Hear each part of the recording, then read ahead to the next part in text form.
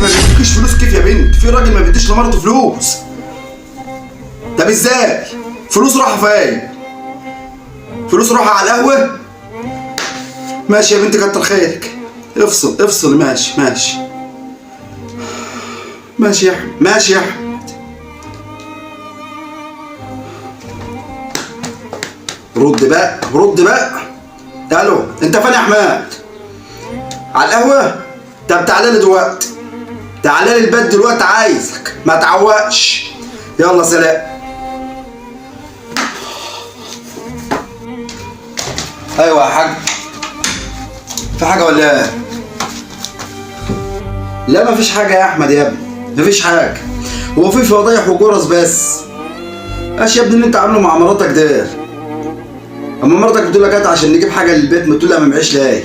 اما انت تقول لها ما معيش، هي هتجيب منين؟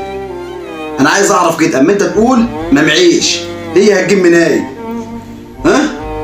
قول لي كده انا عايز افهم يعني، انا عايزك تفهمني حاجة واحدة. اما مراتك تقول لك هات نجيب حاجة للبيت وانت تقول لها ما معيش، هي هتجيب منين؟ هتروح تقول له امي والنبي هات عشان اوكل ولادي؟ ما معيش فلوس يا حاج عشان ادفع. قال له ما هدي لها من غير ما تقول. ما معكش فلوس كيف يا حماد؟ من مرتك هتجيب منين يا ابني؟ ما تجننيش. اما انت تقول لمرتك ما معيش، هي مرتك هتجيب منين؟ هتاخد ولادك كده وتروح تشحت عليهم؟ يا ابني افهم، انا اقول لك على حاجه. بدل قعدك على القهوه ومصاريفك اللي عمال تصرفها على القهوه دي باتك اولى بيها. ايوه، والرسم اللي انت عمال ترسمه ومش عارف اندريش، هات شيشه، هات مانجا.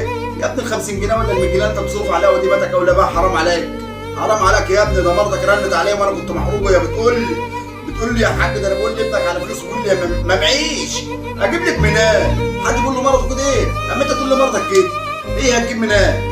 هتروح تقول لها يا باي ويا ماي ده انا بقول له جاز على فلوس يقول لها ما معيش. طب ما هسيبك البيت وتمشي. حرام عليك يا ابني، اتقي الله في مرتك وفي ولادك.